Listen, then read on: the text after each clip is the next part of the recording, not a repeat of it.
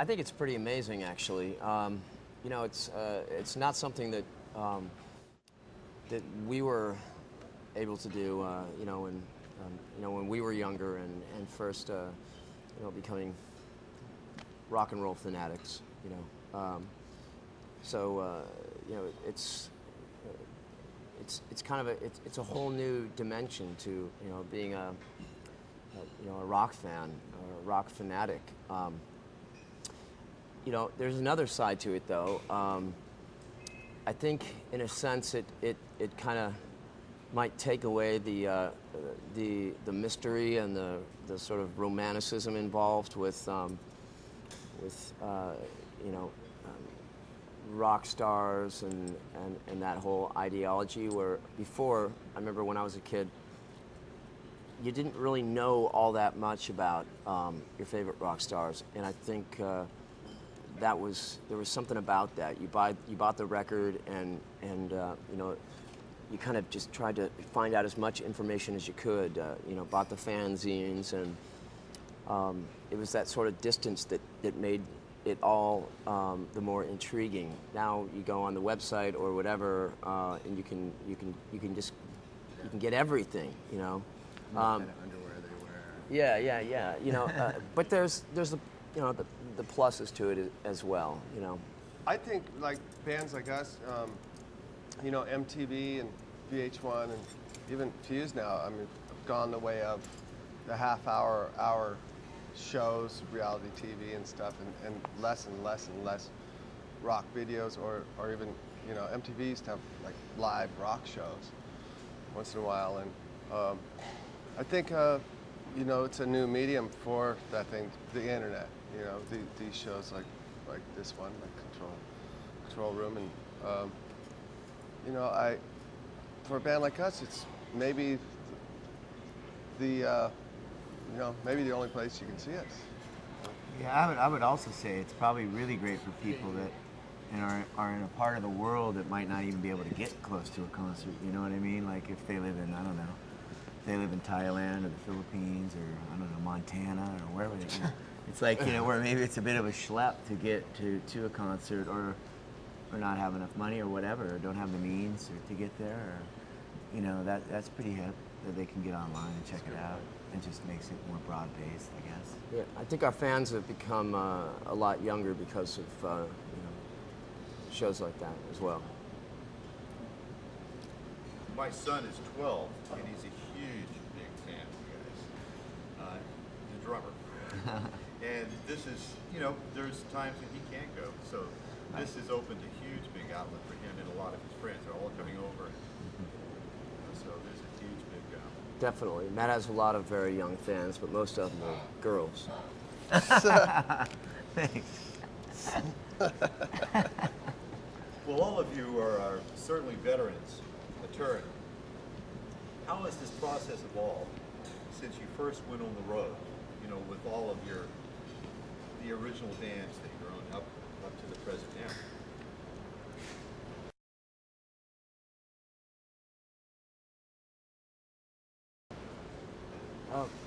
I think it was a pretty organic experience, really. You know, when you try to, you know, get a group of guys together, you never know what you know, the outcome's going to be, what you know, how that chemistry is going to work, and you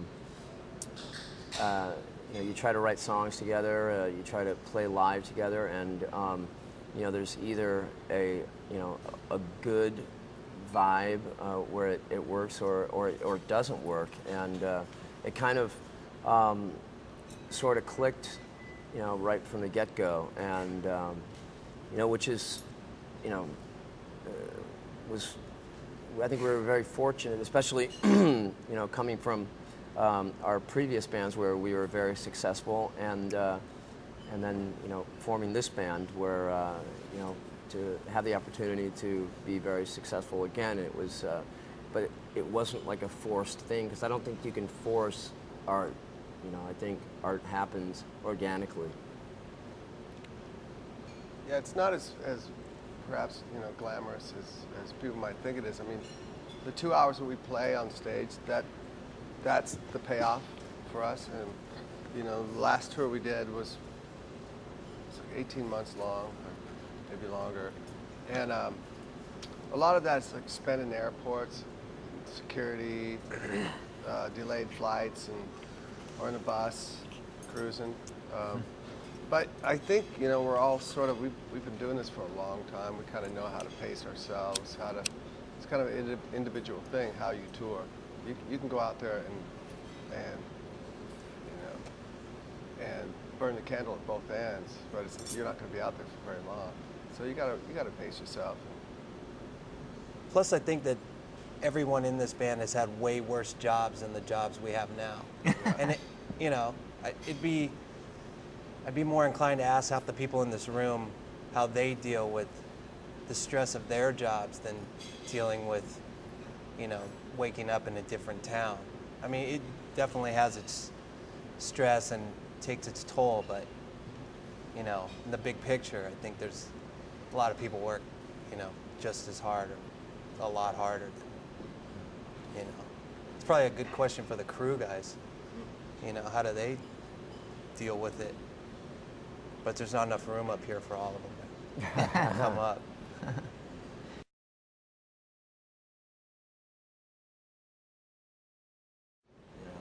Yeah, every audience is different, and there's usually something unique about the audience that might turn us all on at any given point during the gig. It usually happens, you know, and then we just like playing as well, so the interaction between us and the audience sort of builds its own kind of vibe, and it usually ends up being pretty special. Yeah, and I think that, you know, you could start off a show where you're just kind of not feeling it for some reason, and you're just sort of having a hard time, you know, getting into the groove, into the zone. But if the audience is just throwing back a lot of energy, that can really get you going and, you know, change the whole night around for you.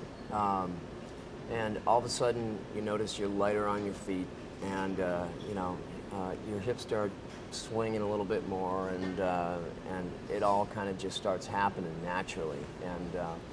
And I guess that's the beauty of music and of rock and roll, because it's not the kind of thing where you just give or you just take. It's a give and take thing, you know, back and forth throughout the whole evening. That's, you know, what we miss when we're away for a long time. That's the thing that, you know, as you've been doing this for, you know, however many years, like, you know, it's like 17 years. These guys probably almost 20. It keeps us doing it year in, year out. Especially, you know, like this run we're doing is clubs this size and small theaters, and obviously it's before our records are going to be coming out. And so these things, they sold out really quick. It's I don't even know, maybe 1,000 people be crammed into here, hanging off the rafters, and there are fans.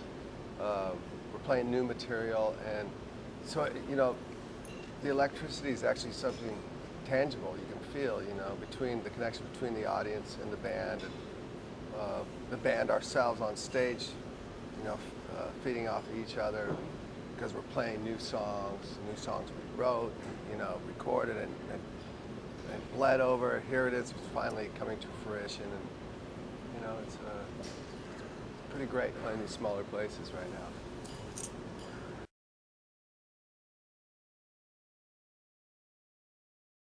So we just got back from South America, and it was, you know, I've never played South America before, so it was shocking.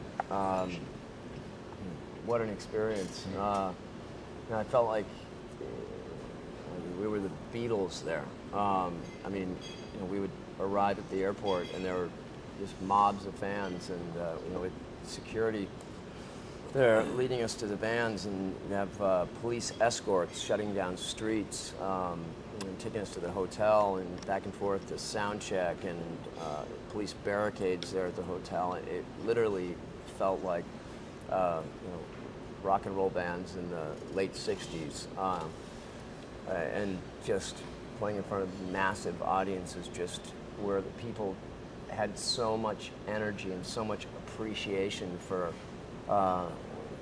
rock and roll and what it was that we were doing. Just unbridled passion. It was something that I really had never experienced. And you know, you get amazing, you feel amazing passion and response from crowds all over, but that was something truly unique. The kind of stuff that you watch, you see on TV from years gone by. You know. Yeah, it's an experience you never forget, you know, being down there in those countries. And, you know, they don't get a lot of rock and roll. They don't get a lot of music. So it's like what I said before about the control room, getting out to parts of the world where people don't get to see rock and roll or the kind of music they might want to see, you know. So when they do finally get it, they're, you know, they're pretty serious about it. Yeah, but Very serious about it. Oh, sorry. Oh, you got a gig like this one here in Washington that we're doing tonight, and this is one of those crowds which it's not necessarily South America, but it's a pretty badass crowd. And you sort of have been here before, so you know what to expect. Every city's got its own little thing to it that makes it special. Yeah, this would be called our Uber fans. You know what I mean? These are the people that are top of the heap, Velvet Revolver fans, first on the list to get the ticket. So, you know, it's funny because I've been looking out, and I'm sure the other guys have. A lot of people know the lyrics to these songs already. Yeah. Kind of tripping out, and I think a lot of that has to do with the internet. You know, because you know, different internet groups have, you know, put up things from the band from shows that we did in Brazil and South from Chile, and these fans that would come here have watched that and learned the lyrics somehow, you know, or whatever.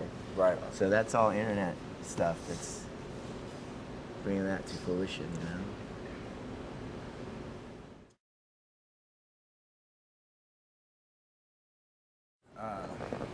I grew up on a lot of music when I was a kid, so it was like, you know, it started with like the Stones and the Beatles, and as I got to be in my early teens, it was Zeppelin and, you know, Aerosmith, early Aerosmith and AC/DC, and you know, a lot of rock and roll bands like that, Jeff Beck and whatnot. So there's a huge list of stuff that inspired me when I was coming up.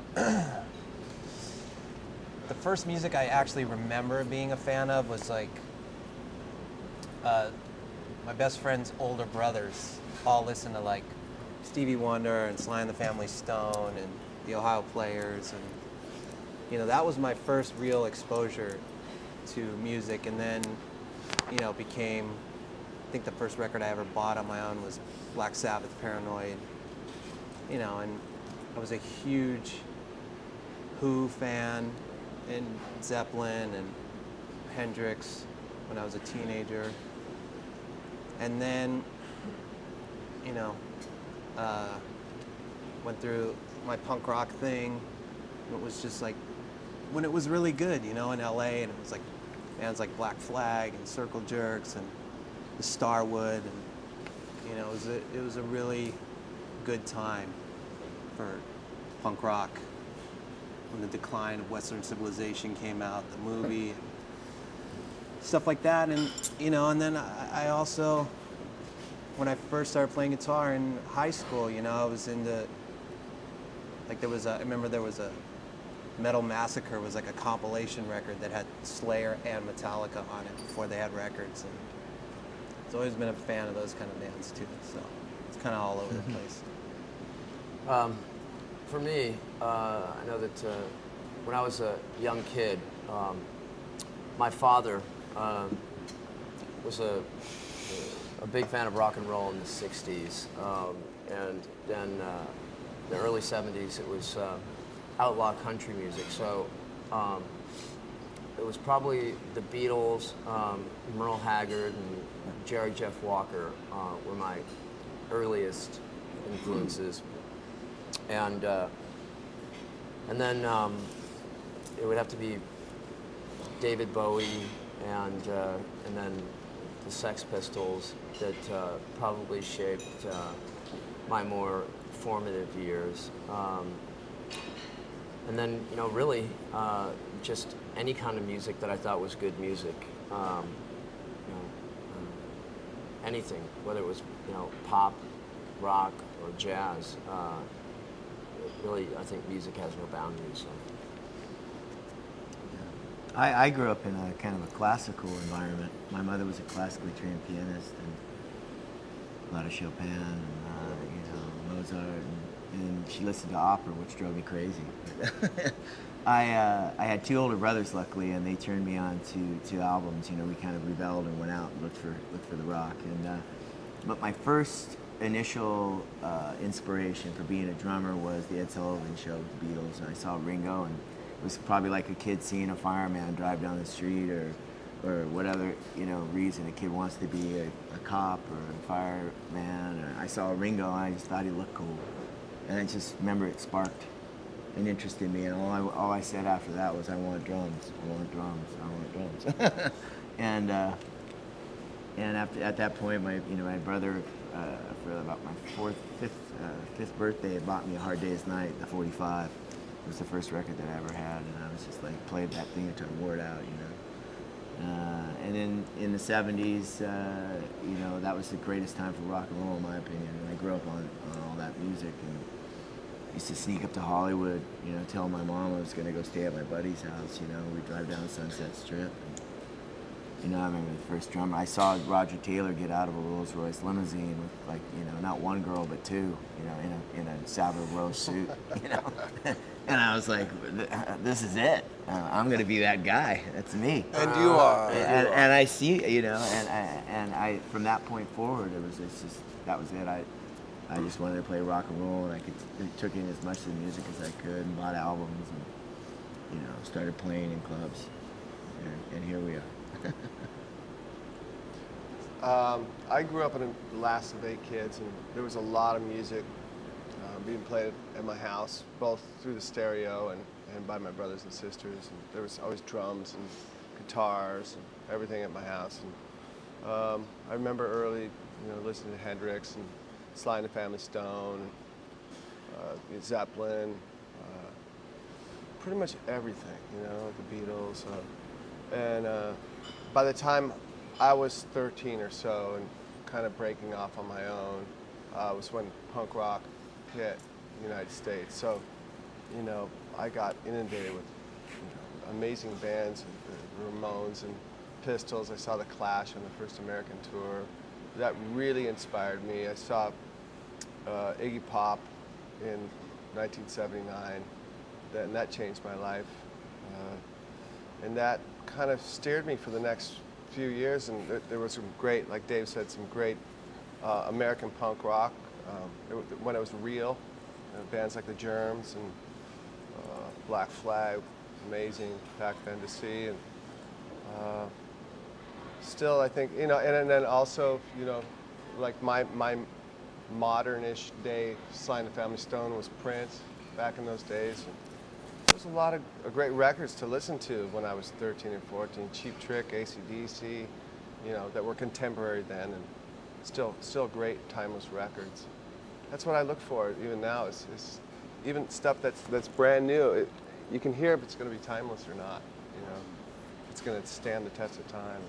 It's usually the stuff I gravitate toward.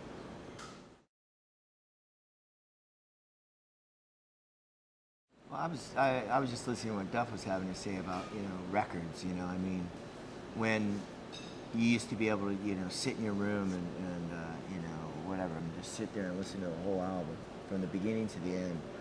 And I really feel about this record. That's how I feel. It's a record that takes you on a journey. It's not just about the single or which these days it seems like things are so single oriented. Especially with new bands. We really went in to make an album, in the sense of the word, and try to make it, a record that was organically and sonically timeless. I think it's a beautiful sounding album. Musically, it's better than anything we've ever done. I think. I mean, the musicality of each musician's come up. tenfold,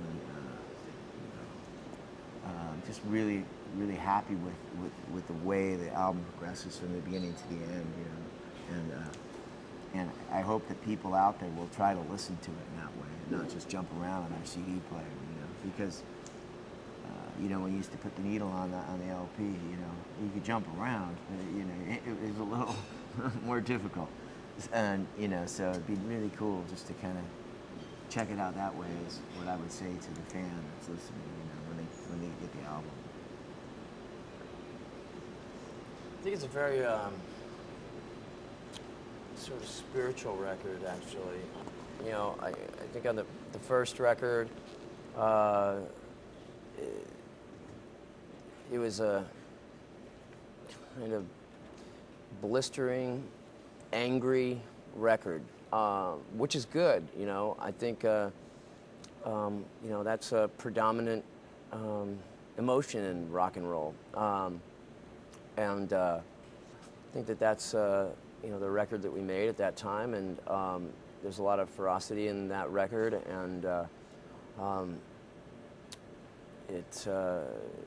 you know, it allowed us to go out and tour and perform the shows that we performed in a certain way, but you know, and doing all the shows that we did, we, I think, learned how to be a band, and then you know, sort of took it you know, to the next level, and then actually and then some, and so I think this level is I mean, this record is just you know, quite a bit deeper on a lot of levels, musically, emotionally, spiritually, and has a much broader view. It's kind of a soul record, sort of, in a sense.